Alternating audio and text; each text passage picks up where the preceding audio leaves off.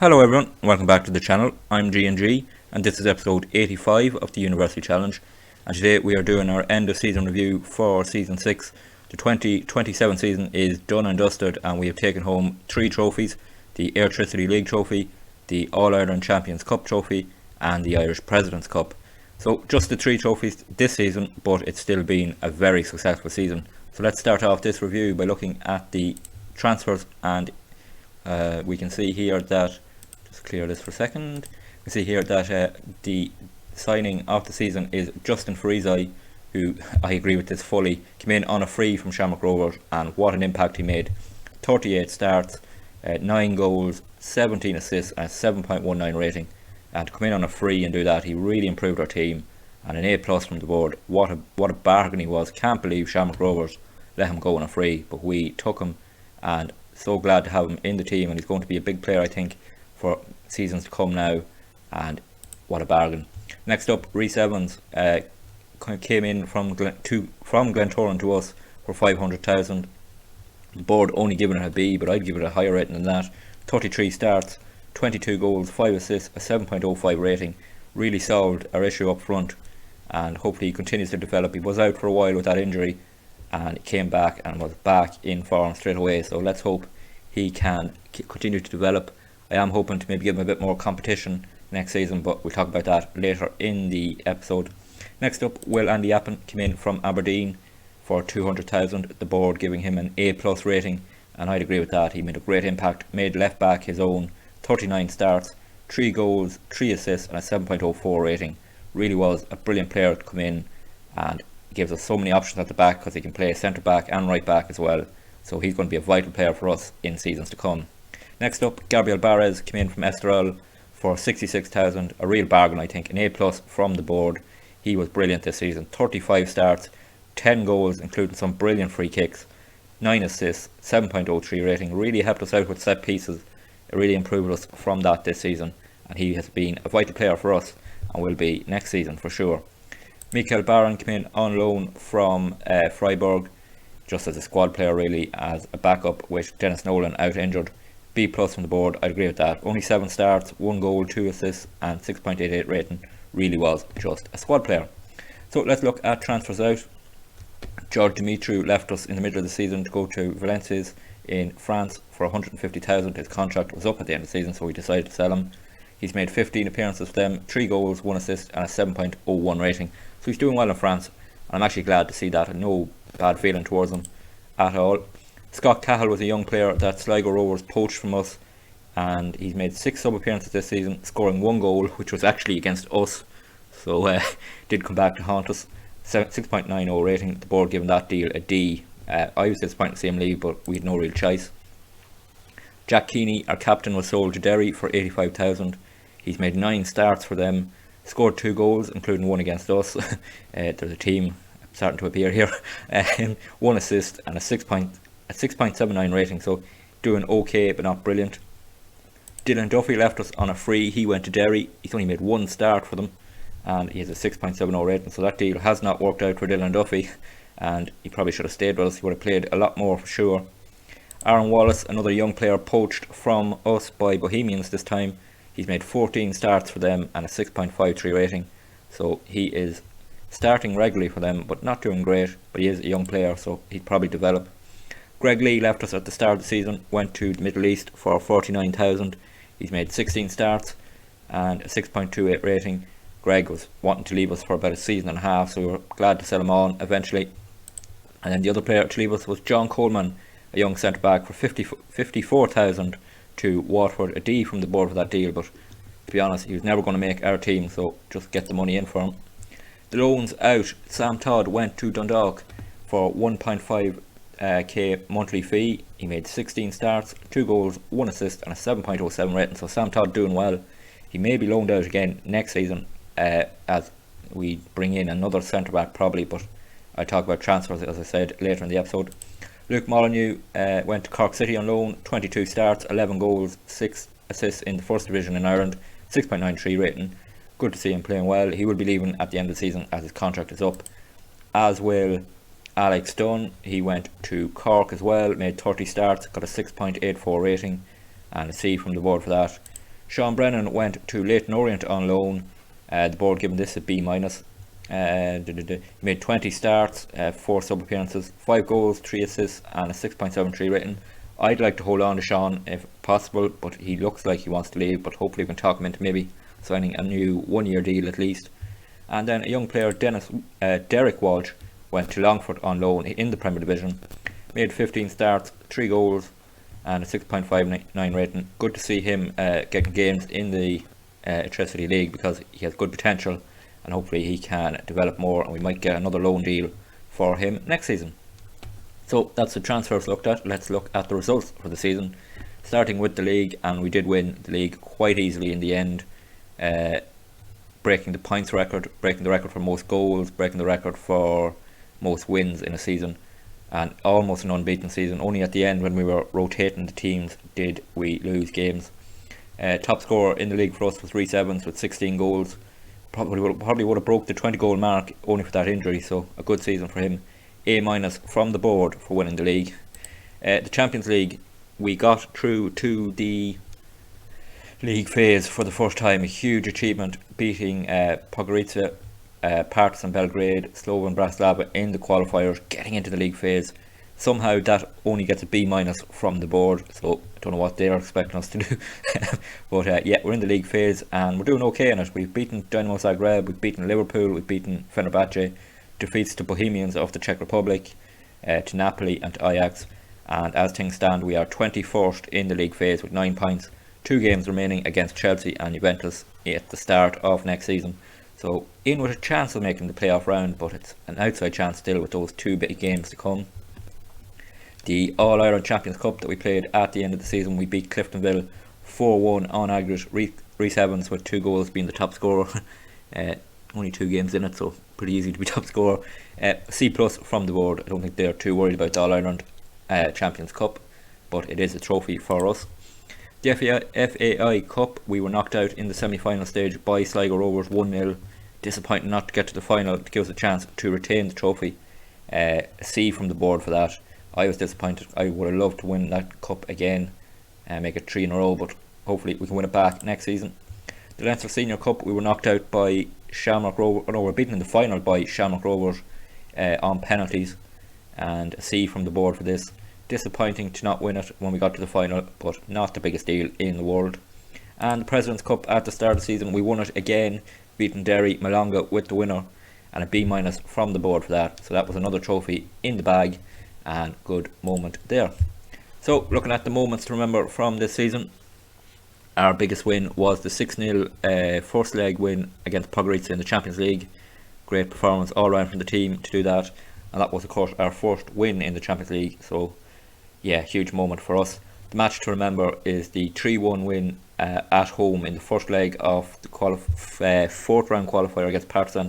That was a huge performance because more or less won us the tie and guaranteed us Europa League football at least, and then we actually made it through to the Champions League. So that was a huge moment, winning that first leg so comfortably at home. Malonga with that first half hat-trick, and he was huge in those qualifiers. And goal of the season goes to Barres here for his goal against Derry in the 4-0 win. I'm not sure if this was a free kick or not, but we're going to have a look at it. So here is the goal of the season from Gabriel Barres. So here it is. Casper Nielsen. It's not a free kick. So Dennis Nolan got the ball, got turned. Casper Nielsen picked out Barres. Oh yes, from the outside of the box. Brilliant strike from Barres. Amazingly, I'd probably put that behind the 2 free kicks he scored this season. But that is the goal of the season. Barres getting that. He had a couple of contenders. He could have been in the competition on his own this season, but great to see that is the goal of the season. So we go on to the finances, and looking at our reputation here has not changed despite getting to the Champions League. Probably will go up next season though, I'd hope, and we can start to make some gains on reputation and bringing in, of course, higher quality players. No new sponsorship deals, so that's disappointing. But our sponsorship overall is up to 209,000. Broadcast revenue up, corporate revenue up, competition prize money at 22 million is definitely up, and match day revenue is also up. So finances going up big time, and getting to the Champions League really helping with that. And in terms of our shirt sales, most popular shirt was Farizai, no surprise there, brilliant player. The next four were McGlennon, Trevitt, Rhys Evans, and Cian Murphy is still popular, even though he barely played this season. Probably the number 10 helping out there. And how we lined up this season, you can see it here. Our usual starting 11 really. Dimitri making a hit because of his performances in the first half of the season. But you can see the new players in there. Friesai, Gabriel Barres doesn't make it, surprisingly enough. Sloggett in there. Rhys Evans there. Malonga, McGlennon, Andy Appin. Yeah, really strong season for us. Harvey O'Brien making it in. Bit of a surprise. Wouldn't have thought that. And we look at the awards this season. I won Manager of the Month 3 times and won Manager of the Year again. It's becoming a bit boring at this stage. Yeah, so I won Manager of the Year. In terms of player awards, Nico Jones won the Fans Player of the Year. Young Player of the Year was Casper Nielsen. Signing of the season, Justin Friesai. Goal of the season, Gabriel Barres. Top scorer, Rhys Evans. Most assists went to Justin Friesai. Most Player of the Match awards was Conor McGlennon with 5. Highest rating was Conor McGlennon at 7.4. And most passes in 90 minutes went to Harvey O'Brien with 79. Records broken. Most goals by a player in a league match went to Tommy Lonigan with 4. Most goals by a player in the league for UCD broken by Tommy Lonigan has 103 now in the league. Oldest player to play for us now is Kanate, who is leaving us actually at 32. And highest transfer received 150,000 for Dimitri. So, what a season that has been. We can see here just some of the quotes. UCD dared to dream, and thanks to a great run of results in the middle of the season, their dreams came true. Very true. There's the 3 trophies we won, as I said at the start. And another quote here: titles are won and lost in the heart of every season, and that's been the case for UCD as they celebrate winning the title. Yeah, it was definitely that run in the middle of the season when we just kept winning games that helped us to build our lead, and we went on to finish off top of the table. The old dynamic timeline here that I have never really looked at. We just go through the end of it. Yeah, I don't really care about the dynamic, to be honest. So there's our overall best 11. If we have a look at it, new players in it. Alex Dunn is there at right back. I see Harvey O'Brien is there. Kanate, Malonga now in it on the left. Cian Murphy up front. Lots of familiar players, and a lot of players now from the first season are no longer in it, so we have really moved on. Our best 11, yeah, season review, we've done that. Where are they now? Most of yeah, don't really. Supporter profile, here's an interesting thing. Our core supporters has grown. It's gone up to 24%. Our family supporter is down to 29%. Some growth in our supporters, which is good to see. Our social media following is up to 50,000 now, growing by 6.8 thousand, getting to the Champions League, really helping with that. And yeah, we look at now club vision and expectations for next season. Play possession football, play high tempo football, yep. Work within the wage budget, yep, we can do all that. Be competitive in the Champions League next season. Well, I hope that means, I don't know what that means to get back into the Champions League or what, but we'll be aiming to get back anyway. Win the Electricity League, we're hoping to do that, and then our contract is up, so we will accept that vision, no problem at all to us. Squad dynamics, much the same as the war. Team leaders are Tommy Lonigan, Nico Jones and Greg Sloggett, and yeah, that's okay. We'll do the end of season team meeting here. Tell the lads they are brilliant. Let's see what option to go for here. This is exciting stuff. Yeah, won't accept anything less than winning the title. They absolutely love that. They think I'm a legend. Make a good account of themselves in the Champions League. They love that. Still think I'm a legend. And we can discuss promises when you come back. They like that. And that is the end of that meeting. Not too bad. Players go off on pre-season, all happy enough and thinking their manager is brilliant. So yeah, that's the end of season review done. The players now go off on their pre-season break. It's a very short pre-season for us because we're back for Champions League action in mid-January. It's the 9th of December now and the players are back on the 3rd of January, so not much of a break for them. We only have a couple of weeks of pre-season before the Champions League. Try and get a few friendlies in that time, and hopefully we can be fit and ready to go for those Champions League games. There are no offers of Cian Murphy. I was just seeing if anyone would be interested in buying him. It's a player I'm interested in selling. As I said, I'd talk about transfers at the end. looking at the squad, a couple of positions I want to strengthen. We do need a second goalkeeper now that Kanate is leaving. I want to bring in another centre back, probably to take Nico Jones's place, but not 100% sure. We may go for a left back and put Andy Appin in at centre back. I'll decide that when the options I can make a transfer. I want to bring in another centre midfielder, probably to let Barres go back to defensive midfielder and bring in a centre mid. May bring in two, and that would let us put Justin Friesau back on the left wing, which would be great. But Malonga is there at the moment and he's playing really well, so lots of options there. Want to bring in someone on the left also though as a backup for Malonga or Friesau, depending on who we can get in. And then another thing I want to do is bring in another striker to compete with Rhys Evans.